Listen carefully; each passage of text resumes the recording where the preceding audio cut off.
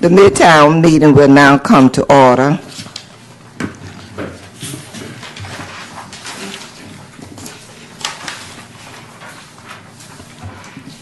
Roll call, please. Mr. Barhoud? Present. Mr. McGee? Ms. Cato? Here. Ms. Ford? Here. Ms. Hurd? Here. Mr. Williams? Dr. Jameson? Here. Chairman Tully? You'll be late. Pastor Bahu, will you give us the invocation followed by the pledge? Ms. Cato. Okay. Let's pray. Let us pray. Wonderful God, we come to say thank you. We thank you for this day and this hour. We pray now that you'll give us knowledge, wisdom, and understanding as we do the business of your city. And Father God, we pray that you will bless our city, bless all our officials, bless all our residents. And we thank you now for your peace, which surpasses all understanding. In your precious name, amen. Amen. I pledge allegiance to the flag of the United States of America and to the republic for which it stands, one nation, under God, indivisible, with liberty and justice for all. You may be seated.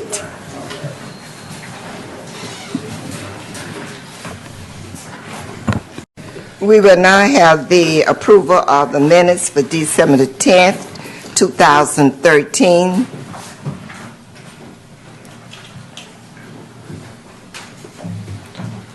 Do I have a motion to approve the minutes? I make a motion that we approve the minutes for December 10th, 2013. It has been moved and properly second that we accept the minutes as printed for December the 10th, 2013. Thank you. Police Department staff report. Yes, sir. We had to just vote It was on it. second. We didn't need It a was- vote. You didn't need a vote. Okay. All those in favor of the minutes, let it be known by saying aye. Aye. Aye. Those opposed? Thank you. First of all, let me say Happy New Year to all the members of the board and everyone you. present. I hope 2014 is a very prosperous and healthy year for every one of us here and all of those in our community. I usually step up to the podium and give you some statistics about where we are with crime. However, with it being so new in this part of the year, I do not have those numbers as of yet. Those numbers will be available probably tomorrow for our first CompStat, which is this coming Thursday. Now, for those of you who know about our CompStat, the time has changed. The time is no longer at 8 in the morning. It is now at 3:30 p.m. The reasoning behind the change is that it gives us an overlap. We can have both our day shift patrol and also our night shift there at the same time to better disseminate the information. So it's working out well for us, but that time is now 3:30 instead of the 8 o'clock. Which day? One day. On Thursdays. Thursday, it's every other Thursday. And the next one is this coming Thursday here. Same place. Same place. Yep. Right at the police department, second floor in the CompStat room. Let's talk for a minute about crime last year. We do not have the official numbers as of yet for last year. We still have some data mining that we have to do. We have to go into our system. There are a few other reports we have to clear up before we have the actual final numbers. Those final numbers usually take about 2 months into the new year to get. However, let me give you some preliminaries. Last year, for 2013, we ended the West Side District 1, my district, we ended up 9% above in Part 1 crimes. A lot of that was due to things like domestic violence, to robbery, to burglary, things of this nature, 9% above. The East Side ended up at a 0, not without a gain or a loss. And we're thinking that after everything's said and done, the average is going to be a 5% increase in Part 1 crime citywide. Don't quote me on those. It could go down more. We're waiting to have all the numbers crunched before we disseminate the final numbers. But that's kind of where we're headed right now. Let's talk for a minute about 2014.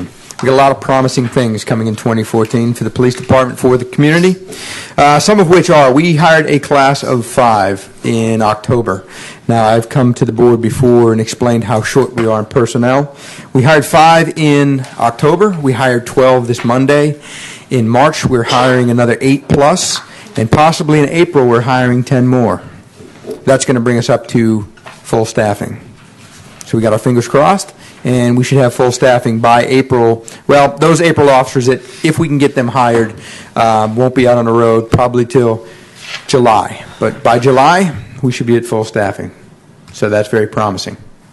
Another thing I want to mention to the board is our real-time crime center. You might have heard about this in 2013, but it is coming to fruition, and I'm hoping it's up and running by the end of this month. Now, what is a real-time crime center? One of the problems that we've had within the city of Daytona Beach is a lot of our databases did not talk to each other, such as if we wrote a field identification card or a trespass warning, something like that, or a parking ticket, sometimes we couldn't pull that information up in other systems. What this real-time crime center is going to do, it's going to solve that problem for us. We will be able to pull up basically any activity that police do. If we're having a problem with burglaries in the Midtown area, I can, at a couple of keystrokes, find out how many times we stopped people and did a field identification card, somebody who's out there at 3 o'clock in the morning carrying a crowbar, and they can't tell us why. We can say, hey, there was a burglary on this street, and we stopped this guy within 15 minutes of that burglary over on this street. Let's take a look at this guy. It's going to be very powerful. Another thing it's going to do for us is that when an officer is on their way to a call, such as, let's say it's a domestic disturbance, we will have this crime center open 24 hours a day, 7 days a week. And as that officer is responding to that call, they can pull up the address, they can pull out who lives there, they can find out who stays there, who's been stopped there and contacted before. They can send us pictures of the people that we're looking for. If somebody on the phone says, oh, my husband hit me and I can't find him anymore, before the officer arrives on scene, he can have a picture sent to his phone, his computer in his car, and we will know who we're looking for before we get there. That's huge. Not only that, but we can tell, hey, he's got a concealed weapons permit. He may have this gun. Last time he was stopped, he had this firearm, etc. There's a whole lot of information we can get, not only when we're there, but on our way. That's going to be great for the police department and the community as well. It's going to keep us safer, and it's going to allow us to provide a better, more comprehensive product for the community, which is very great. The last thing I'm going to tell you about is a program that we're having. As you well know, here in the city of Daytona Beach, we have a problem with cars fleeing from us, whether they be stolen or whether it be felons in there or whether they're just running because they have a suspended license. As you well know, we have no chase policy unless it is a forcible felony. Forcible felony is something like a carjacking or a kidnapping, something like that, a very, very serious crime. Pretty much all other felonies we are not allowed to chase, and that is because of safety reasons. We have to weigh the need to chase with the safety of the community, so we have to keep that in balance. But for those of you who have seen the helicopter flying around every once in a while when we have a hot case going on, we're trying to find somebody. Well, in that helicopter, they have a piece of equipment. It's called a FLIR, and one of the things it does, it lets them see at night, which is very wonderful, and it allows them also to track vehicles that are fleeing from us. There's a company that wants to come to Daytona Beach. They want to do a pioneer program here. And what they do is they run that equipment off of fixed-wing airplanes. And this company is saying that if we are the pioneer for the East Coast, and we provide them officers that they can train to run this equipment, they will guarantee us 12 hours flight time in a fixed-wing airplane above the city of Daytona Beach a day. 12 hours a day at zero cost to us. Zero cost. Now, in that fixed-wing aircraft, they're going to have a piece of machinery that it looks down out of the bottom of the plane, and if there's a car fleeing from an officer, they can spot it. They shoot a laser at it, and it's a laser they can't see. They don't know what's being done, and once that laser hits that car, that machine automatically tracks that car throughout the entire city, wherever it goes. And that way, when it stops, we can all move in and grab the bad guy. It's a lot safer. They don't know they're being followed, so therefore there's no reason to run. Chances are they'll try and get away from us, but they'll slow down, and they'll start abiding by laws, and that's what we want. We want them to slow down, but we want to apprehend them. It's a great tool for us to use. And they say that could be fully operational by spring, which is very positive. Great for 2014. So that is my report. Before I leave, I would like to open it up. Any questions anybody might have that I can offer a possible answer to? Yes, ma'am. Ms. Cato. It was brought to my attention, and I actually drove through Midtown 2 days. Why are there so many speed bumps between Nova and MLK International and Orange Avenue?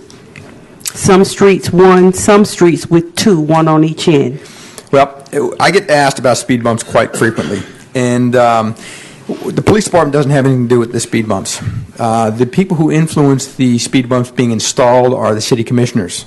And when the community groups get together and want them, the city commissioners are their voice, and they speak with the city manager, and they actually get them installed, and the money's from the city to put them in. And I caution people about those speed bumps because it's kind of a double-edged sword. Because nowadays, people think that if you go over them even faster, it's less of an impact on your car, you don't feel it as much, and it's actually causing, we've seen in some neighborhoods, an increase in speeding problems. People are trying to get over them quickly so they don't feel them as much, etc. So I ask people to use caution when they think about these speed bumps. But there are a lot of them in that area, you're right. And once again, that's not something the police department does. We don't get involved with that, and that comes straight from city commissioners. What's the cost per bump? You know, honestly, I don't know. I do not know. They're synthetic, I can tell you that. As far as how much to... Now, you're not only talking about the speed bump, but you're talking about the labor hours to install the speed bump correctly, and I honestly don't have an answer for you. I apologize. Okay. Any other questions? Now, I just want to say I think it's wonderful knowing our city is doing some things, especially for high-speed chase and so forth, to be able to apprehend those suspects. And I certainly applaud our chief and staff there, so thank you. You're welcome. You're welcome. He's a great man to work for, let me tell you. Great man. Done a lot for this community. Yes. I'd like to also say thank you, and I was with you last night at the Neighborhood Watch meeting. I think these are great ideas, especially the helicopter and free to the city. Free. Yes. And other people will be employed or they will be learning the trade. So will. this is something that will help us also. It reminds me of, I guess, the sheriff department too, with the helicopter and the laser. But thank you very much for taking time out to come out. You are very welcome. Evening. Thank you. And we'll see you Thursday afternoon. Yes, at the Hilton? Is that what you're talking about? Come. I'm thinking, I've got so many, this is why I have to carry this around. I have so many events. Well, we'll first see you at 3 p.m. 3:30 p.m. Yes, 3:30. p.m. And I then will we see you will there. see you at the Hilton. At the Hilton, okay. Yes. All right. See you later. Thank you. Thank you, bye now. Take care. Bye.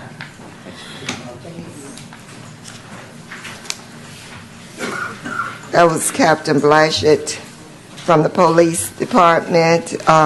He was great. He was with us also last evening at the Midtown Neighborhood Watch. Code enforcement, Mr. Bryant.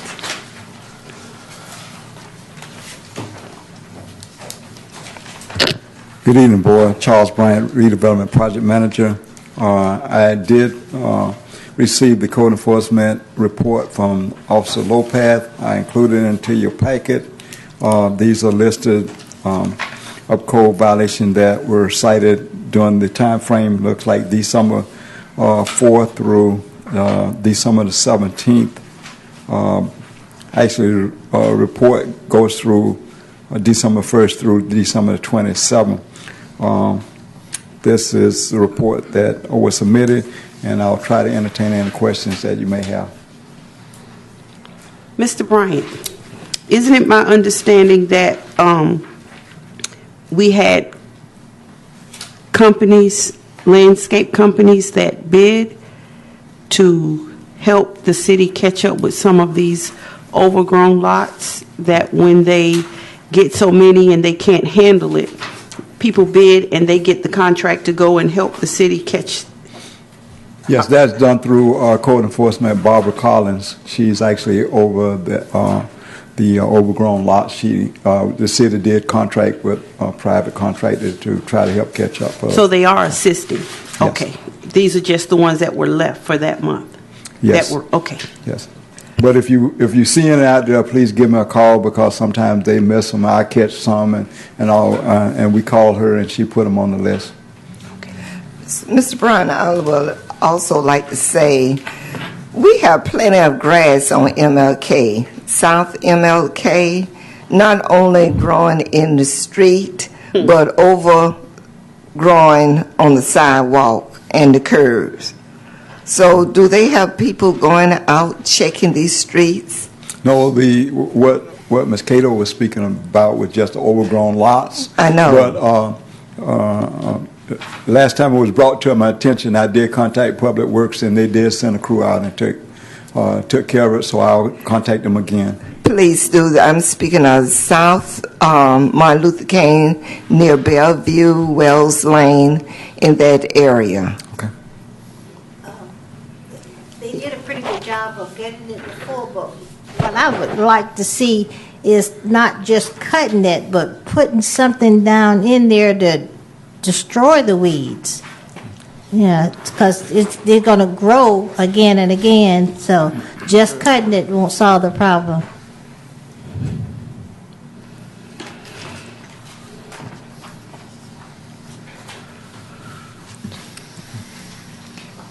Thank you, Mr. Bryan. Moving on.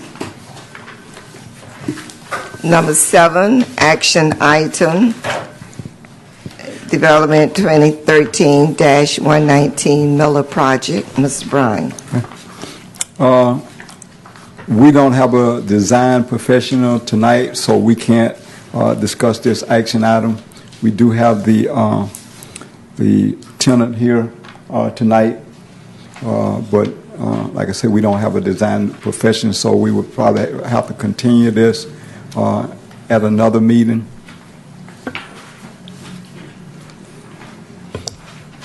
Okay, we do understand that. Maybe ask him questions if anyone has questions, anything concerning the building. Madam Chair, I think the better practice, since this is a quasi-judicial hearing that you'd be starting, is since you don't have the design professional, and since when the design professional is here, there could be a different total group of board members, you all ought to hear the same facts in order to make a fair decision, all of you who would be voting on it, and there would be some people who aren't here tonight. Okay, thank you.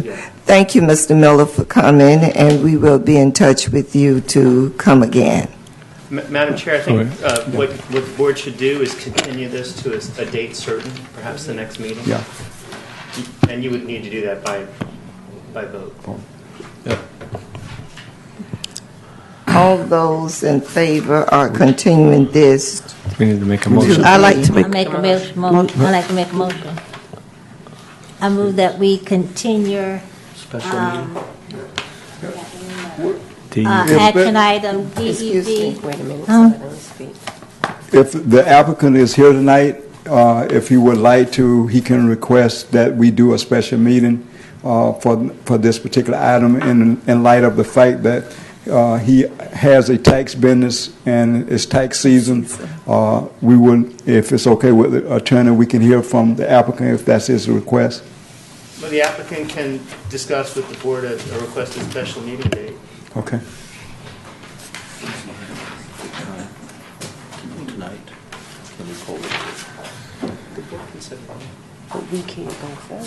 Name is Steve Miller, a resident of 383 Walnut Street here in Daytona Beach, and thank you for the opportunity to come before you all. I've been working on this building and trying to get it up to par. I'm quite sure you all have noticed the building. We got a new fence up that cost about $2,800, and I just think it's a great improvement to that part of our neighborhood, and I would really love to be able to start my tax practice. Taxes start January the 31st of this month, and it's a short tax season. It will be over April the 15th of this year as well, so it'll be 2.5 months. And I would love to request if we can have a special meeting so that we can prove this, so I can actually start my practice at the location. I've been running a home-based business here in the city, and I'm so grateful that we have an ordinance that allows people to have a business out of their home. But one of the disadvantages is that you can't advertise. You can't put out any type of flyers. And you're relatively limited. And I've been trying to get this property on a fast track for almost a year now. However, because of the cost factor and the work that I've had to get done, we met most of the city's requirement. In fact, all of the city's requirements. So I would ask if we could have a special meeting to approve this once we get our design architect out of his sick bed or whatever. I would appreciate it immensely.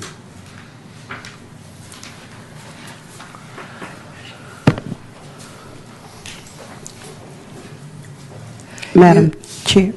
You have heard Mr. Miller asking for a special date so that we will meet. Mrs. Cato? I was going to make a motion for a vote to approve it. Do we have to make a motion and vote to approve for the special meeting? I think the motion needs to be for a specific date. But we need a date first. I would encourage you all to discuss before the motion. Well, wouldn't we have to wait to see when Bill is available? To decide.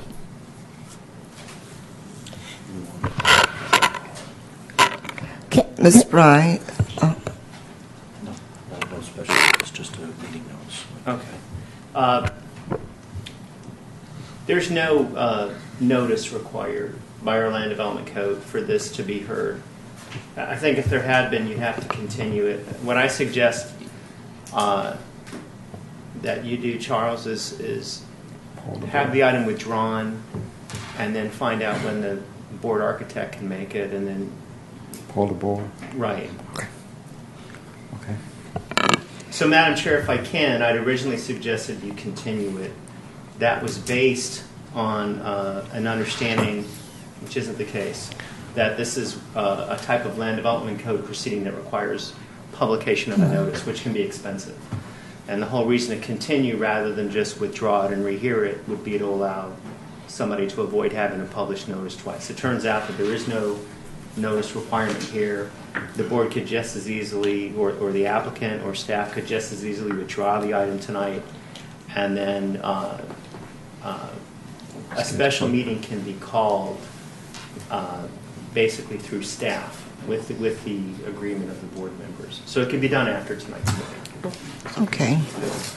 I would request that I would withdraw that at this particular time. It has been requested by the applicant to withdraw the action item at the time. What do I hear? I move that we accept his request for withdrawal. Second. It has been moved and properly second that we accept your withdrawal at this time, Mr. Miller.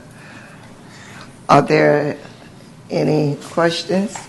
If not, let's vote. All those in favor, let it be known by saying aye. Aye. Those not in favor? It has been passed. But board, I will get with our design professional and try to find out what's a good date for him to be available once he gets over his illness, and I'll call the board members and poll them along with the applicant and make sure we can put together a special meeting for this particular item. Thank you, Mr. Bryan. Don't go. Yes, Ms. Cato. Can he be Skyped in, or in the event we get a date and he's not feeling able to physically come, can we teleconference or Skype him in to where if he can't show up, we don't have to reset another date because it would be a hindrance to the owner? I mean, can we? Don't we have an alternate? They're both The ill. alternate has been ill also. Yeah. So I'm saying if he can't get here, let's use our technology and get this handled. I think that's an issue that I can research with staff while staff is in the process of polling members when they can be available. And if I determine legally that our architect can appear by Skype and needs to, then you can factor that into the meeting, Charles. Okay. Into the scheduling.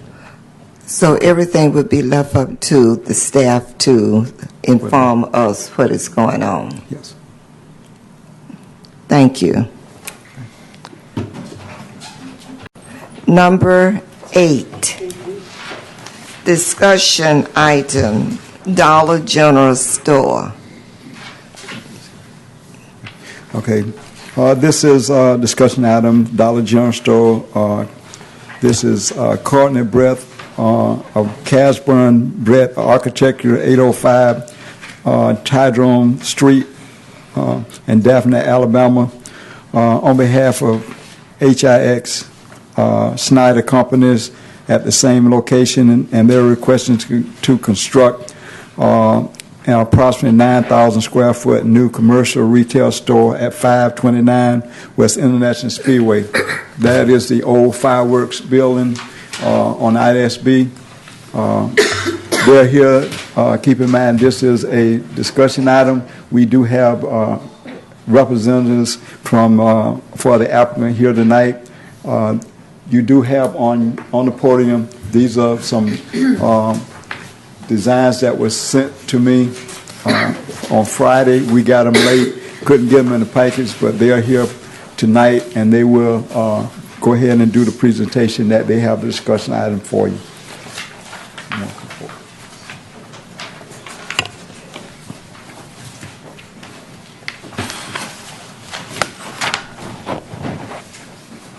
Is this old fireworks near the railroad track? But, okay, this is, okay. Good morning, or good morning, good evening, Madam Chair and board members. My name is Scott Reams. I'm with the Hicks Snedekers Company out of Daphne, Alabama. I am not Courtney Brett. Our design architect unfortunately got called out to the West Coast working on another project that we are developing out in California. But I'm happy to be here before you this evening and answer any questions that you may have about our proposed retail development. If I may make a clarification, Mr. Bryant, the property is 825 Speedway Boulevard. It's currently being used as a used automotive dealership on the corner of Franklin. I went traveling this afternoon and couldn't find it. Yes, Madam Chair. Yes, Ms. Cato. Okay, so you're sitting right next door to that Mercedes-Benz dealer between Lockhart and Franklin Street. Yes, ma'am. Because I took this paper and I went out to see the property. Right. And we were told everything east of Nova was considered East International, and going that way was West. But I found it, and I actually walked the property. It's a car dealership. Yes, ma'am, that's correct. And it says sale pending on the sign. That's correct. Okay. My first concern is this, looking at your design. On International, where you say the driveway assessed only with the approval of FDOT. Speaking with a policeman today, he was saying he was hoping that International wouldn't become a medium strip from Nova to Ridgewood. It does have it in spots. But my concern is this. People turn left and they turn right. This entrance that's leading off of International, will that only be an entrance to turn in? Or will it be ingress and recess? Am I using the right term? Ingress, recess. Egress and can they go in and out? Because my concern is this. You're right across the street from the motorcycle shop on the same side of the street, and you're right across the street from Bethune-Cookman's used to be athletic center / graduate studies program. Franklin crosses International. We've had a lot of people get T-boned trying to turn left to go west. And then we have the students. I actually got out of the car and talked to the owner at the Mercedes-Benz dealer, and he said that, not dealer, but repair shop, and he said that he is so in fear of a student getting hit and killed because they refuse to use the crosswalk, and he stands and watches them play chicken all day, going to the nursing building, going back across, cutting through U-Haul. So my concern is safety. Personally, I think that this entrance on International should only allow traffic that is traveling east to enter. but the entrance you have on Lockhart Street, it can allow people to come to that corner and they can turn left or right. Just this one right here.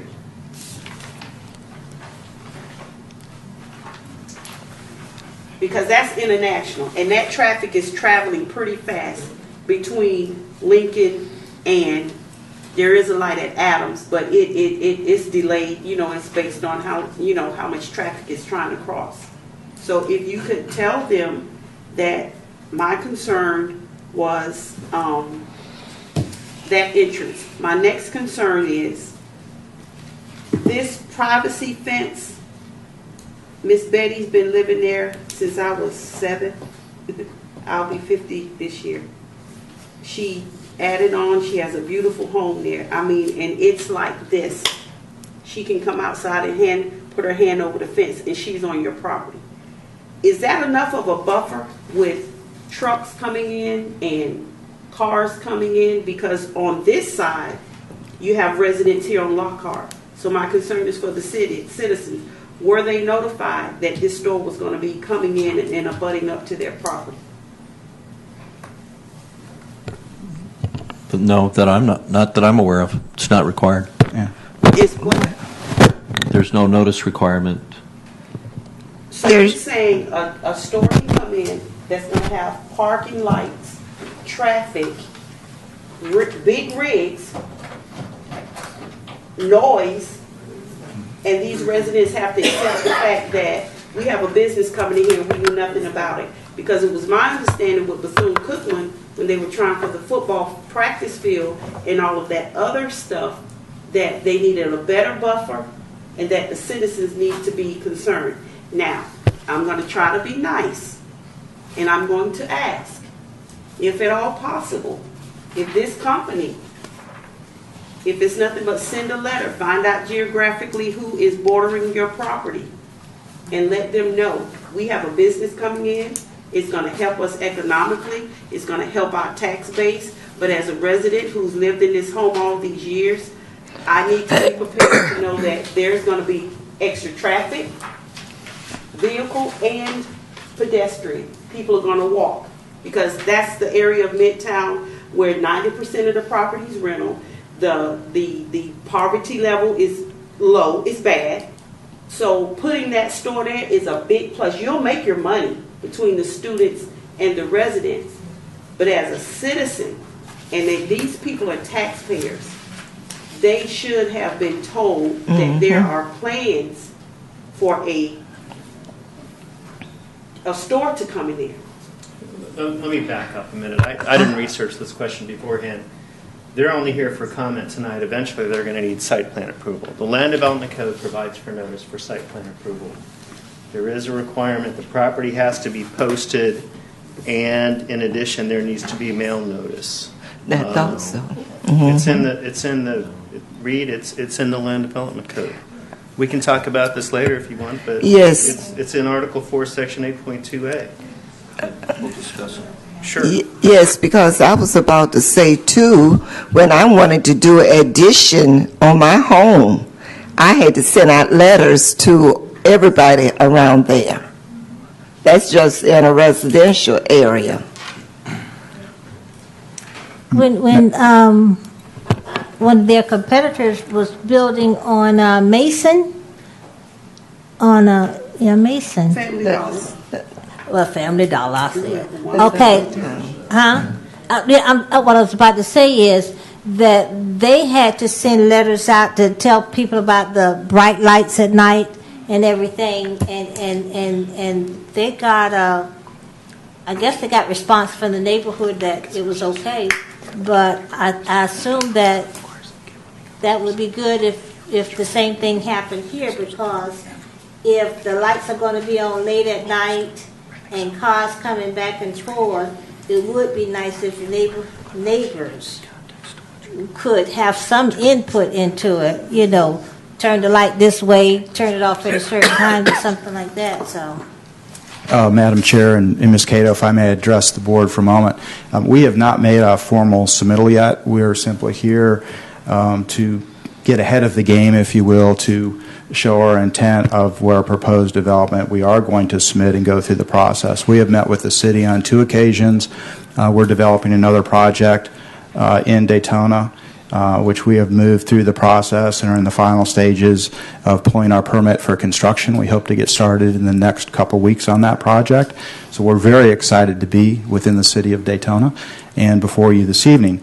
So as going through the process, we made the decision to put together the elevations, a landscape plan, and our proposed site plan so we can put it before you for review. We certainly intend to comply with all the requirements before us, as we've done with our other project. If I can add, Madam Chair, like I said, I didn't have the opportunity to research this before. Okay. And you saw me telling you that notice is required, and you saw Reed saying no notice is required. Whether it's required or not, I can report that back to you by next meeting, and I'm sure that'll be before you have the site plan in front of you. But if notice is required, then it's got to be done in accordance with the Land Development Code. Yes, because repeat again, why is it residents have to have the neighbors to be contacted just for an addition? And here we are talking about a big business. I have a question. Where would the delivery trucks unload? If you will take note on the site plan before you, there is on the east side of the building, there is a rectangular block, if you will, which is shown as the receiving area that has a tree and some shrubbery around it. It would be on the rear of the building on the east side, on the corner. Lockhart. Yes, Madam Chair. And we're talking 16-wheeler, big rig? 18-wheeler. 18, 16, something? Right. They'll come in and make their delivery and exit off hours. And so to address your other comment earlier, Ms. Cato, with respect to the existing curb cut on International Speedway that's there, we propose to shift that a little bit, widen it perhaps to make room for circulation of the trucks to move through in a safe fashion to exit and enter the public right-of-ways. And that'll be done with our traffic engineering. And Madam Chair, and I think just to piggyback on Ms. Cato is to, even though you're here and to present ahead of the game, but maybe taking back some of those suggestions that she had with the traffic, because ISV is very hectic at all times of the day, especially with the traffic, and you're trying to go enter and exit out of that property in that little side small street. I think taking back some of those suggestions to your graphic team to maybe reconsider that design. That's noted, Ms. Ford. Thank you. Ms. Cato. So, how many jobs is this going to provide economically? Or you're not speaking on behalf of Dollar General. You're just speaking about the architectural standpoint. We are the developer for the product. I cannot speak to Dollar General as a company and what that is going to provide for the city, but I would assume that jobs will be increased, sales tax revenue will be increased. So from henceforth, when we have a developer coming that's representing another company, could we have them come with some information about what it's going to bring to Midtown jobs? And he's trying to get you, sir. Well, I think even a developer needs. Yes, sir. Madam Chair and Ms. Cato, we'd be happy to provide that additional information at our next meeting, I believe, on Valentine's Day, so it'll be a nice day. Okay. And some chocolate. I think I could get that in the bag. That's a gift. I can't take it. Yes, attorney. Madam Chair, I apologize for confusing the board. I was reading the provision as y'all were asking the question, and as the discussion occurred, I had a chance to review it a little bit more at length. Under the Land Development Code is currently written, the only time notice is required as part of site plan review is for shopping centers, which end up getting reviewed by the City Commission and Planning Board. And I suspect that the reason why the code is written this way is that in comparison to things like rezonings and comp plan approvals, site plans are typically fairly straightforward propositions. You look at the buffers, are they enough or are they not enough? Is it a permitted use? there's not typically the level of discretion, if you will, in approving a site plan under planning theory as there would be with some of these other groups. So I'm not defending it, I'm just explaining why that is probably written that way in the land development. If I recall, when they were building Family Dollar on Mason Avenue, we went through all of this with them, the buffer, the everything. And that would be part of your review when it comes forward again. We'll have that Okay. for you. So we're not there yet. But as far as notice goes, there is no notice requirement for this type of a site plan review. Ms. Kiddo? If possible, when you go back, if it can be considered that Dollar General would be nice enough to get the addresses of those residents that live right behind the property line to be informed of what's going to be taking place, because you're going to tear down a building, resurface a parking lot. All of that's construction. And then after that, they have to deal with the business being open all year long. And I guess I have to go to city commission meeting and ask if that's something that can be revised, that businesses that are coming to Daytona, when they come into a residential area, that the residents are taken into consideration. I'm not mad with you. I'm not upset, but I just don't want to see people leave or live unhappy because they had to accept something without the courtesy being given to them to say, we just want to inform you, we're coming in, we're buying this property, we're going to build. It is a plus to Midtown. It's definitely a plus to that area. But the residents, that's old Daytona area, generations of families that have stayed and kept family property.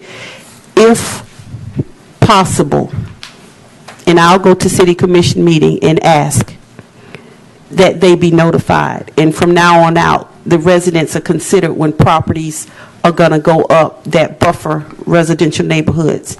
I'm not mad. I appreciate your comments. I certainly can't address any of those, but I certainly appreciate them. If There's another one. Yeah, Madam Chair. First of all, as we're looking at Midtown, certainly it's a plus to get businesses to come into the area. That's one of the reasons for redeveloping the entire area. So I think it's a plus. Secondly, the concerns that I have, again, is certainly the residents that's been there, again, creating a better noise buffer, maybe some more shrubbery, maybe some little distance between it. So as you're developing the whole area, that's something you can look at and pay close attention to, along with the safety concerns that we have for folks that's actually crossing or coming to patronize the business. So those are some of the concerns that I have in regards to this particular project. So as you're going back and you're planning and bringing it to the different boards and going through the process, if you and the team and the Dollar General team would just kind of keep that in mind, we welcome you. We would certainly want the business. Of course, it's going to help the city for our revenue and do some wonderful things, but at the same time, it needs to be beneficial to the entire community that it's part of. Well, thank you for your comments. If I may indulge the board to show a few items on the site plan that we think we're enhancing the property, I would appreciate your time. If you'll look at the site plan presented, which is the landscape plan, if you will, you'll note that we are going to a monument sign out on ISB as opposed to the existing pylon sign that is there today, which would be in keeping. I don't know that you can see that very well. I don't have a laser pointer. We are also, there, you'll note that we have made two pedestrian connections of sidewalks, one adjacent the monument sign out in front, which connects to the ISP sidewalk, and one on Franklin Street, which will help the pedestrian connectivity. Another item that we are doing on the property, if you'll notice, and Ms. Cato, this will help address the neighbor behind the property on Lockhart. We are you'll notice where it says concrete delivery and dumpster pad. That area right now is partly retention, but asphalt and cars. We are increasing the green space back there substantially. which will add more buffer, more green space to the development. Right. So as a developer, we always try to add green space and landscaping for buffering as we redevelop properties so it's not so hard surface. So those are a few items. Obviously, the trees and shrubbery shown on the site plan is a huge addition to what's currently on the property today.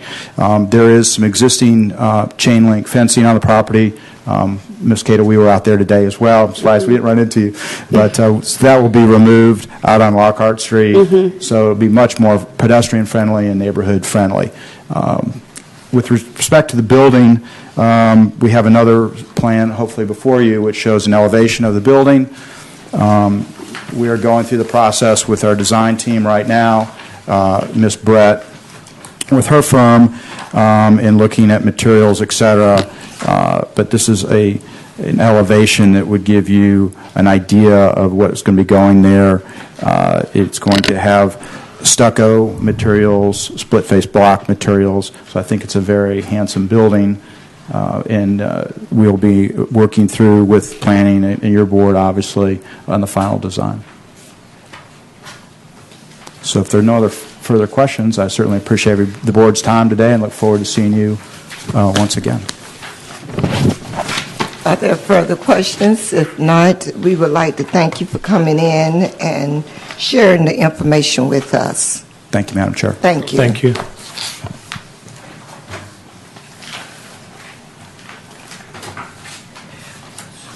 Redevelopment project update.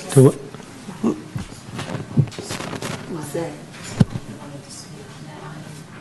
Okay. She can speak now, because You can speak now, in case they want to leave us something.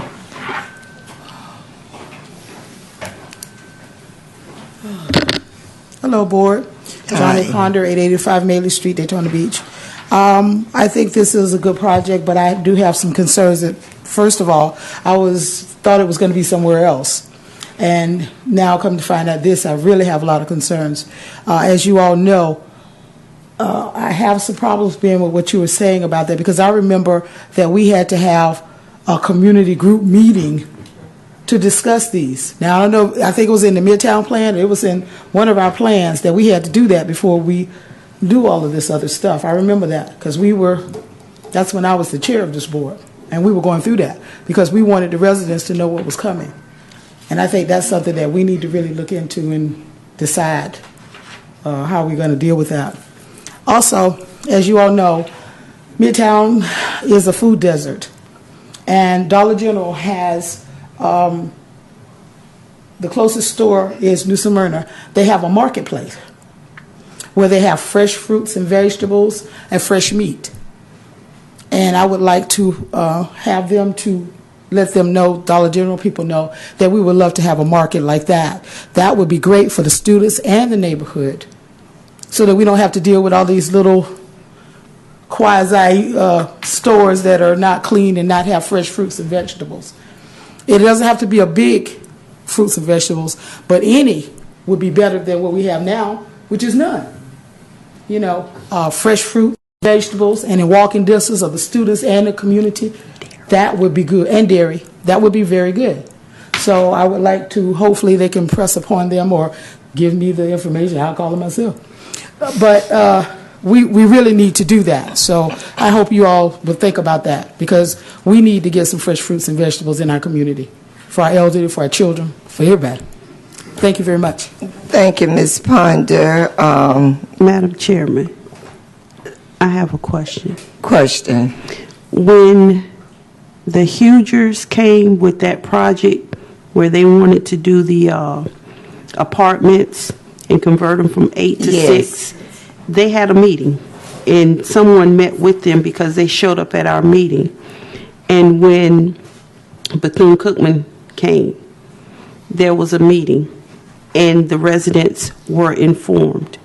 And when it came to that store on Dollar, Mason, Family Dollar. so my concern is, was that taken into consideration, just something like tonight, we mention it and they take it back?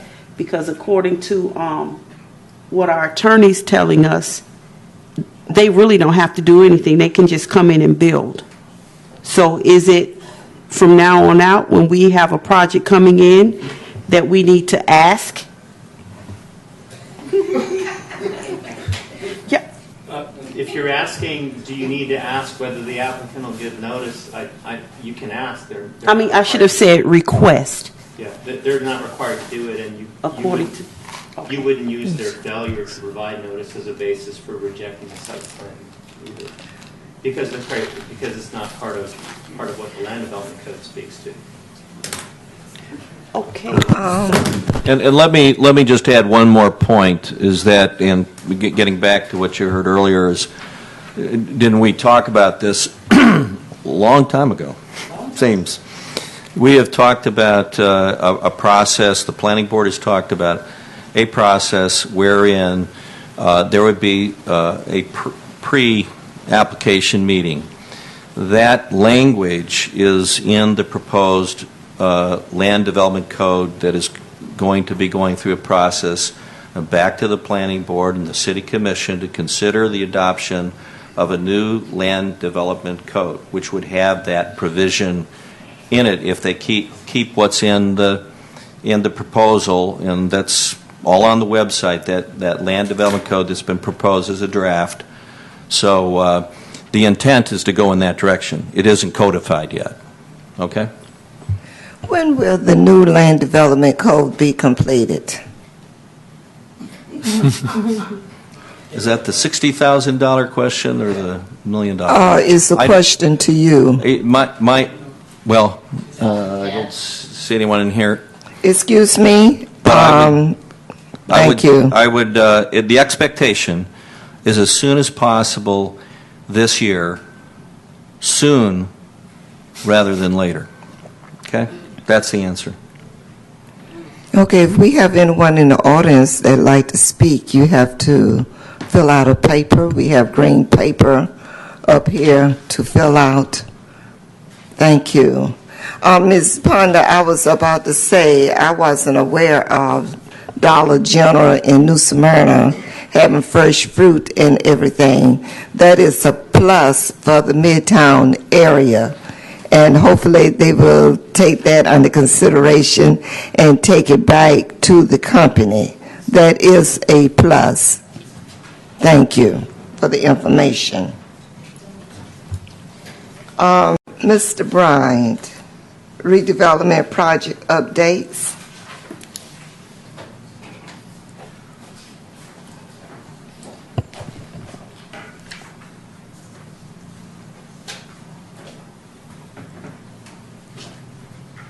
Next slide, please.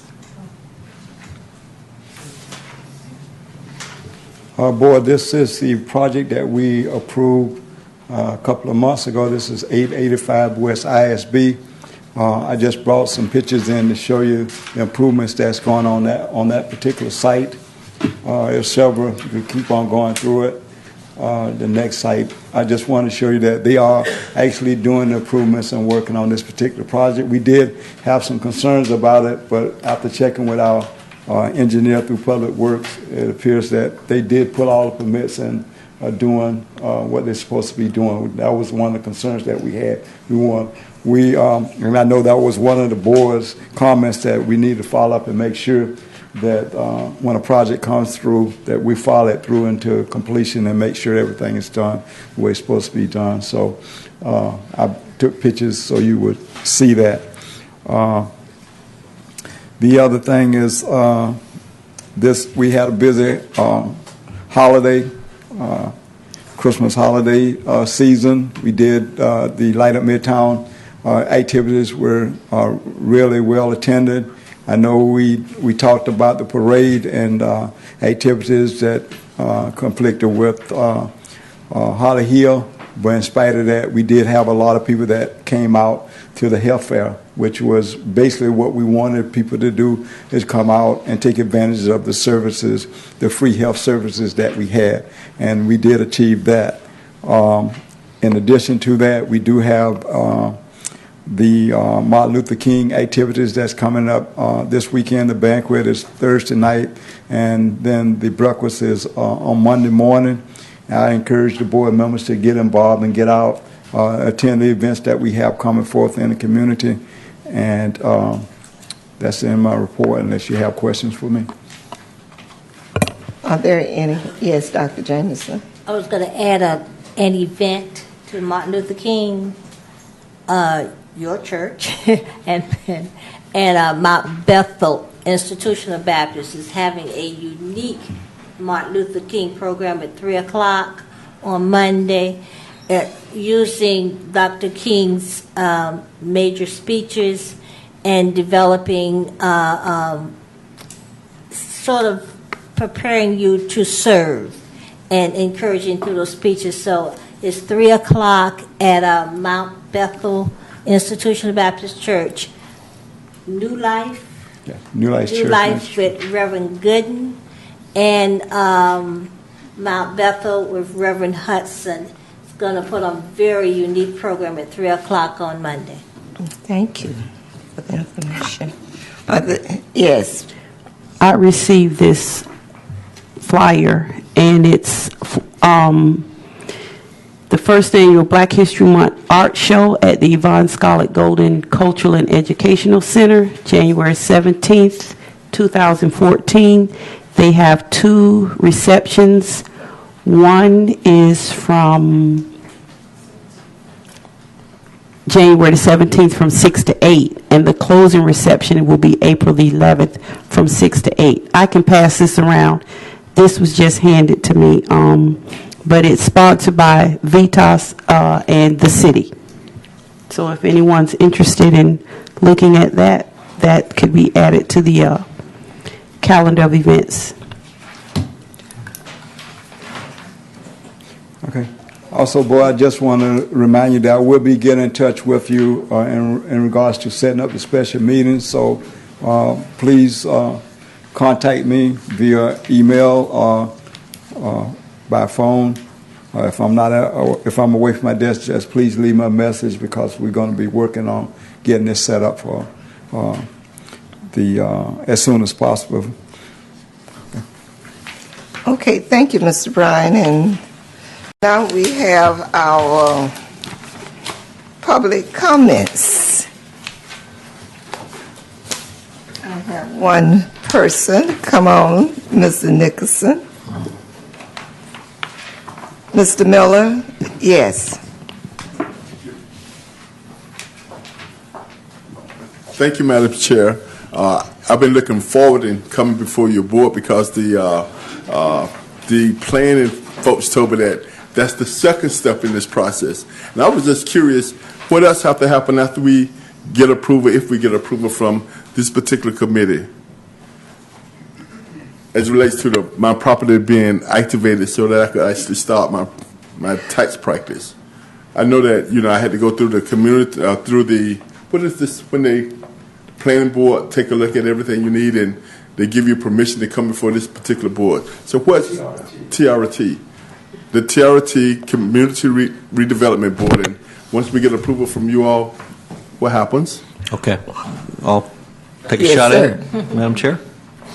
That it's pretty straightforward. If you get the final site plan approval here, Steve, you will go back to the Dennis over in our office, and he will actually take you through the final site plan review. We'll look at all those documents, just make sure that we've got everything ready to go, that whatever happened at the board meeting, whatever's approved, and get a final drawing that is going down to permits, and then you will get your permits that you need. If you got a contractor, whoever's going to do any of the work out there, that they're getting their permits for a fence or a sign or that kind of thing. So at that point, you're having fun. You're just doing the things that you would normally do to get your building open. Dennis will also send you a letter. You'll send a letter out, and everything will be on there what you need to do. Okay. All right, great. The second question I have is, I was riding down Martin Luther King, Mary McLeod Bethune the other day, and I noticed that we have a new business by Artistic Florist, a rehab center or whatever. I see all these people hanging around Mary McLeod Bethune Boulevard. In fact, I also noticed that a couple of little business there, we've seen some vandalism. So what's going on over there? And I didn't see anybody making an improvement to any of the property or any of that. And I was just curious. You speaking of the shop to the east of the artistic shop? Yes. A little nightclub or something, or whatever the case might be. Well, Mr. Bryant will tell us some things about all of these businesses that are opening without coming to the Midtown board.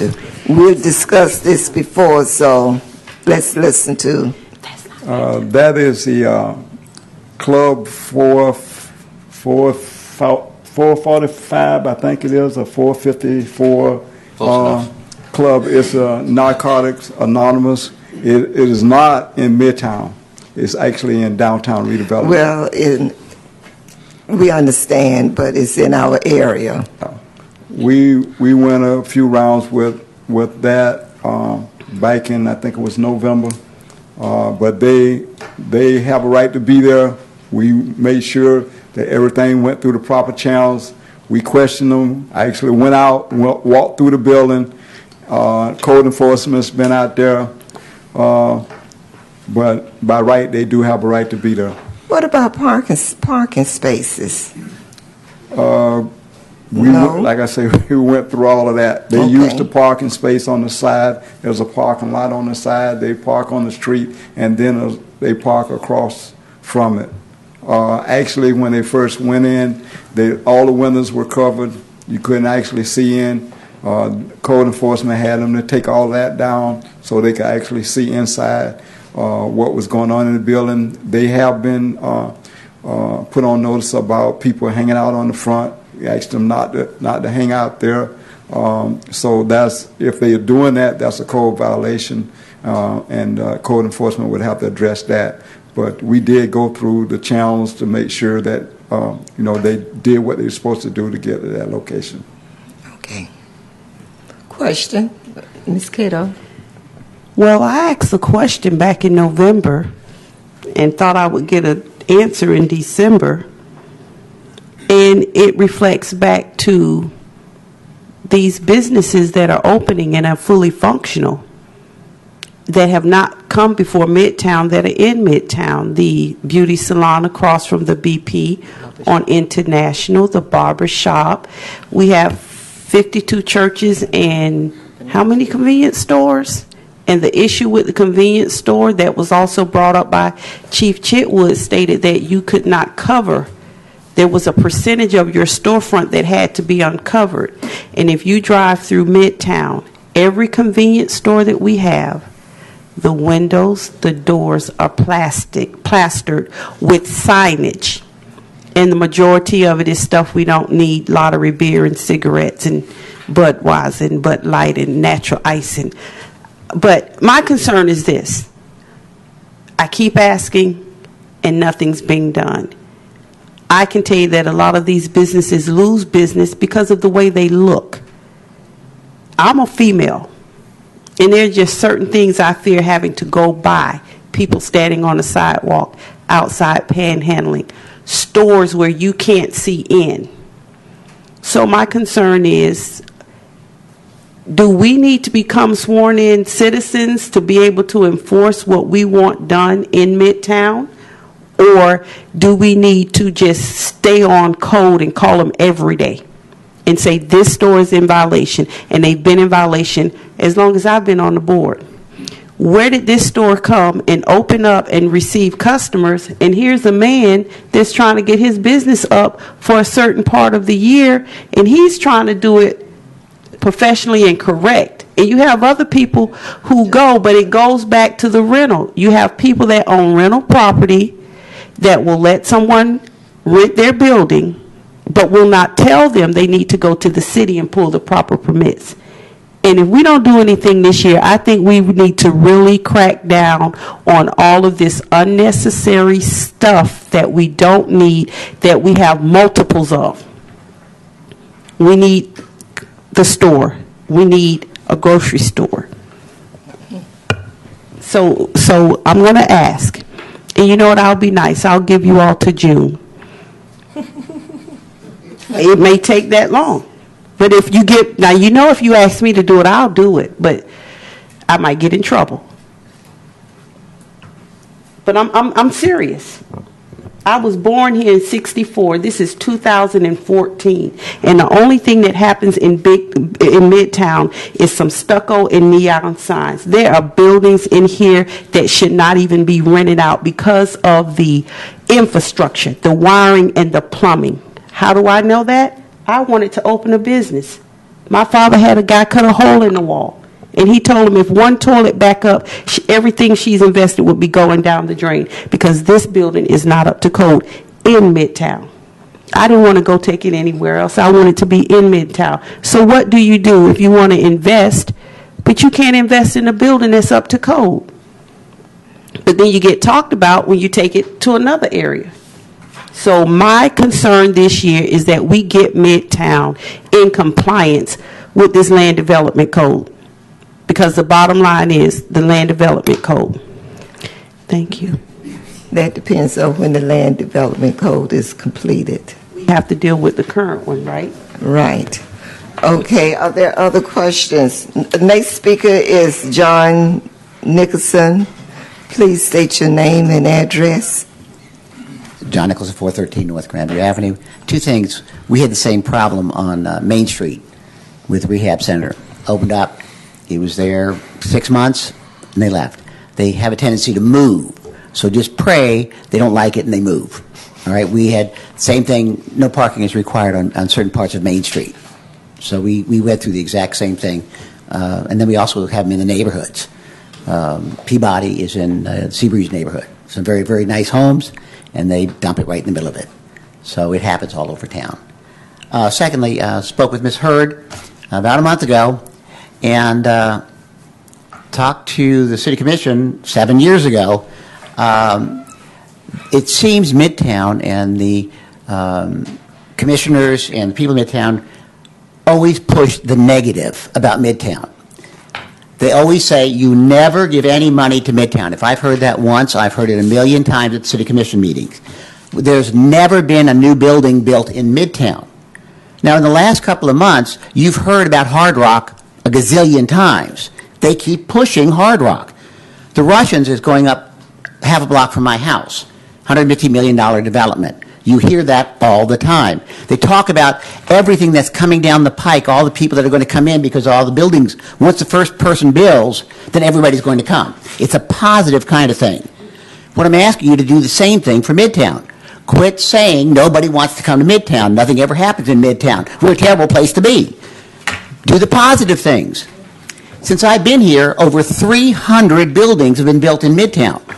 Only 31, I drove around Beachside. 31 buildings were built in Beachside. Homes, businesses, condos, etc. 31. You've had over 300. That's tremendous.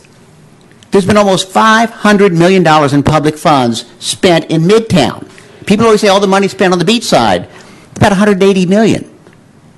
You'd be surprised what's going on in your own community, and you can say, well, that doesn't count. Hope 6 doesn't count. Ms. Hurd said that. It does count. There are 41 buildings, God knows how many apartments, 300 and some odd apartments, that were fantastic. Have you ever gone into one of those? A bedroom and a half, 2 bedrooms, a bathroom and a half. It's fantastic apartments. They're great. They'd be great anywhere. You've had a great cultural center built right on ISB. 2,500 seats. It's huge. It's almost the size of the Peabody. Private. Nope. That's public money. Which one is that? Please. Bethune-Cookman University has a liberal arts auditorium. So money is going in, hundreds of millions of dollars in development. If you tout what you've got, your parks, your swimming pool, your gymnasiums, the buildings, all of that, if you go from a positive standpoint of everything that's been built, And what you're saying is, these things are happening. Be part of it. Dollar stores going in. Think of what you've built on International. Bethlehem Cookman College did what? 3 or 4 buildings that they've renovated. And they built 2 of them. Little Caesar went in. Remember Little Caesar going in? I don't Spanos. get that. All of these things are part of your development. I know you don't like the idea that the Toyota's going in. But that's development. These people are coming down. Enjoy the fact that they're coming in and hope for more. The more people that come in, whether you like them or not, the more buildings that go in, it says something good about your community. Thank you. Thank you, Mr. Nicholson. We're taking a deep breath, relaxing after that comment from you. We are here now for board. Are there other comments, papers? From the city.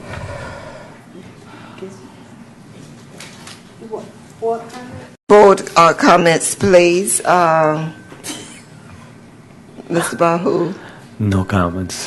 No comments? It's best to be left like Well, that. I would like, Yeah. Dr. Jameson? I can't do it. I can't even say it. Okay, no comment. I can't say it.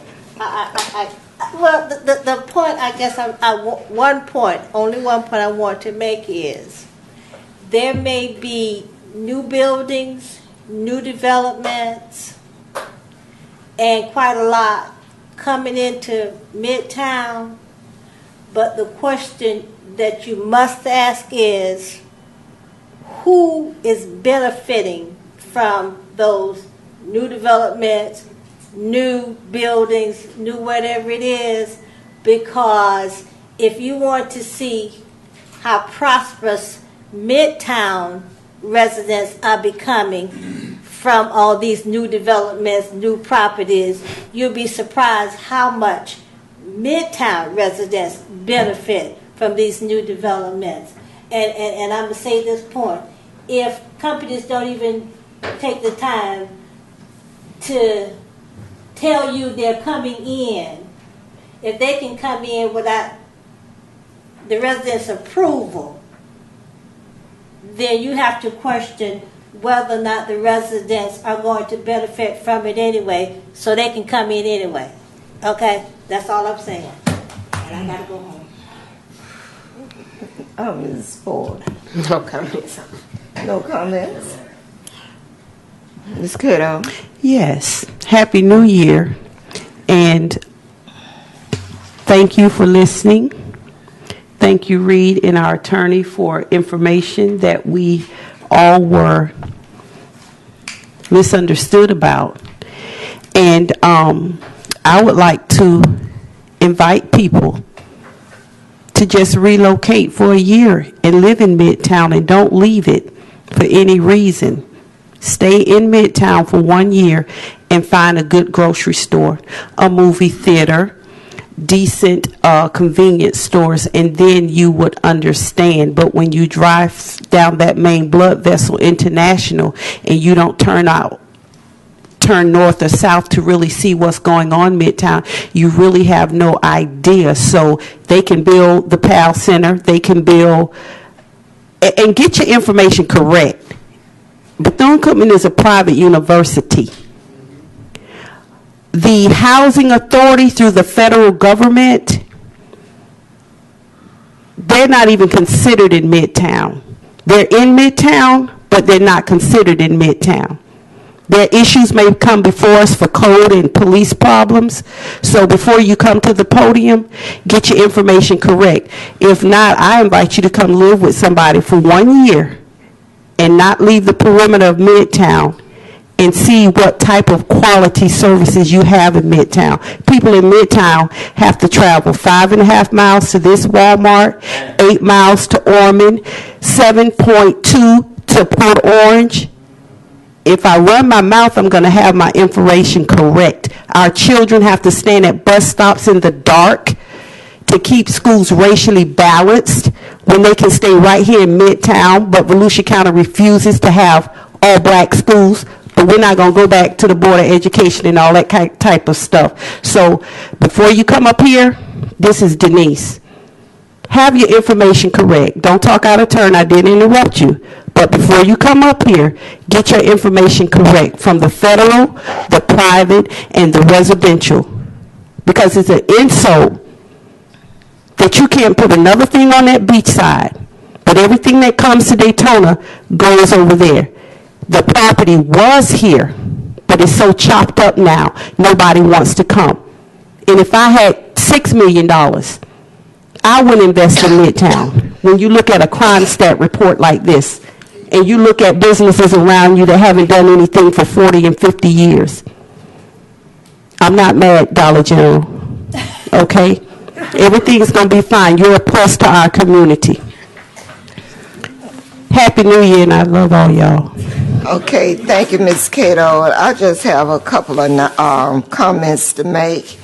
First, concerning the minutes from our last meeting, as I read through them, I'm wondering, all of these suggestions and things that we talk about, meeting with city commissioner, having meetings in the Midtown with the Midtown citizens, who is in charge of that, Mr. Bryan?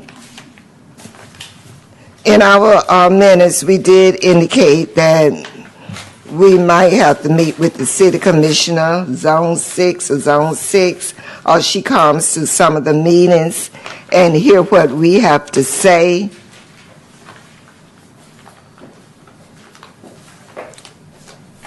Zone 6 Commission has been attending some of the meetings, as well as the Zone 5 Commission. I've seen him here also. So as far as private meeting with those individuals, I don't know if it's something that you wanted the board to meet with them, set up a special meeting or something with them. I wasn't aware of that.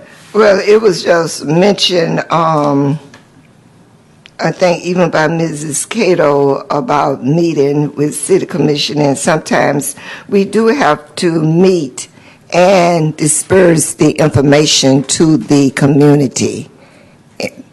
Sometimes, how do we go about that? Sometimes they don't have time to come, or they're home with the kids and different things like that. So you're saying that we get with you to set up a meeting with our commissioners? If in the past, I don't know what her plans are. A lot of different commissioners have community meetings with their particular zone. If that's what you're asking to have happen, then we can certainly contact her. Thank you. I am still concerned. Thank you, Is that Mr. what Bryan. you want me to do? Yes, sir. Okay, thanks. I am still concerned with announcements, flyers, and everything else being posted on telegram poles, even our new light meter boxes and things like that. I guess that is part of code enforcement. As I stated before, it looks as though we're living out in the jungle somewhere. The city, the code enforcement is not doing what they can do to make our Midtown look better. What can be done? Do you want us to take the posters down and bring them to you? Or how do we get actions? Madam Chair, as I understand it, code enforcement has an individual that goes around and collect these posters. I don't know how. I think they've come up with a way of they don't put their name or telephone number on them like they used to, but they have an individual that's their job, that goes around and get these posters, and they are notified, and once they identify whoever it is that are doing this, they don't get the person, they actually get the business. They bring them in to code enforcement, and I've attended like a special magistrate meeting where they brought people in, and they actually find them or give them what they call a will call in case they get called again, automatically they're fined, and there's some strict fines. Some of them go all the way up to $5,000 per sign that they catch them out there with. Thank you. That sounds great because I am speaking on one that does have a name on it. And board, I will suggest that we just, when you see these signs, pull them down and bring them to the meeting or to code enforcement. And as far as Midtown, we had plans to do work, build, and nothing has been done. Our special plan, what was the name of it? Where we redoing Midtown. Yes, Midtown redevelopment plan and everything. Nothing has been done. And still, the streets are terrible. The streets are terrible, bumpy to bump, bump. I mean, every month or so, we don't talk about it, but we have to have our cars aligned because of the holes in the streets and everything. And there is no need of building Hope 6 houses or nothing else with these terrible streets in Midtown. And now they're talking about, as a joke, in the paper the other day in that city commissioner meeting, talking about George Ingram Boulevard. Yes, we've known for years that there are 4 or 5 street names on the streets. And I would say that some of these people who might be talking about it probably were not born when the streets were first started. There is history on George Ingram, Cypress Street. And they need to know about it. If we have people coming into town and they don't know the different names of the streets, they need to study them so that they will know where they're going. We don't need to go changing no more streets or anything, especially in our community. The chairman just walked in, and I was about to close the meeting, but I would like for him to have a word. Hello, everyone. I do apologize for being late, but sometimes work takes precedence. But I do thank everyone that came out tonight. I did watch some of the proceedings, but I want to thank you all for coming out. I hope you continue to come and support Midtown redevelopment. One of the things that we need to understand is that this city cannot run the way it's been being run. Everything has been divided. There's parts of the city that need to be improved. And one of the things that we're here on this board to do is to make a difference in Midtown. Sometimes we tend to forget that we have to make it happen. Nobody else can do it. And that's one of the main things that we need to be sure to focus on as we go forward in 2014. We don't need to only diagnose a problem. We need to have a prognosis to deal with the problem. And one of the things that we have to do, it's easy to find something wrong, but let's find a way to make it right. And we need the help of every person in Midtown to make that happen. I do appreciate the work that you guys are doing. I thank Mr. Bryant and all the staff for what they have done, because I know it's not easy. And I know you hear from a lot of people. And everybody on the board, we thank you for the work that you have done in 2013. And we look forward to what you'll be doing for 2014. I am requesting as many of us as can to be to the City Commission meeting. That's going to be next Wednesday, am I right? Next Wednesday. please come out in attendance at the City Commission meeting. We need to be there because we need to be able to support things. I thank those that did come out to the last meeting and lend its support. I especially want to mention Mr. Ferguson for coming out and being a support. Of course, we know that Ms. Ponder is always a support, and we appreciate your work. Now, we might joke and tease with you, but we appreciate what you're doing, and because you are making a difference.